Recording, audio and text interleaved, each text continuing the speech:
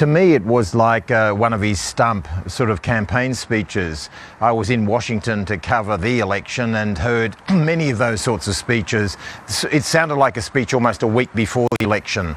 I thought it was one of the least impressive, least visionary speeches. I mean, those inauguration speeches in American history have usually been the big occasion for that president to mark their vision, to unite the country, bring everybody together. The 50% or the 45% who didn't vote for them.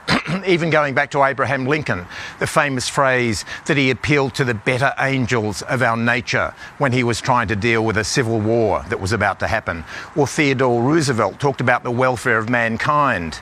John Kennedy, of course, the famous "Don't ask what you can do for what the country can do for you, what you can do for your country."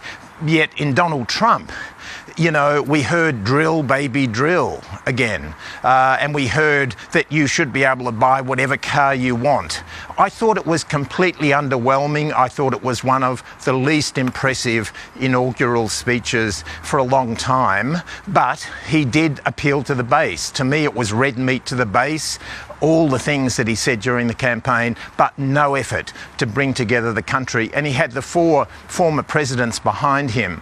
And he really did nothing to try to bring together that history in America, which is so important to that country. And John, what do you expect will be Donald Trump's top priorities on the world stage? That's not something we heard a lot about.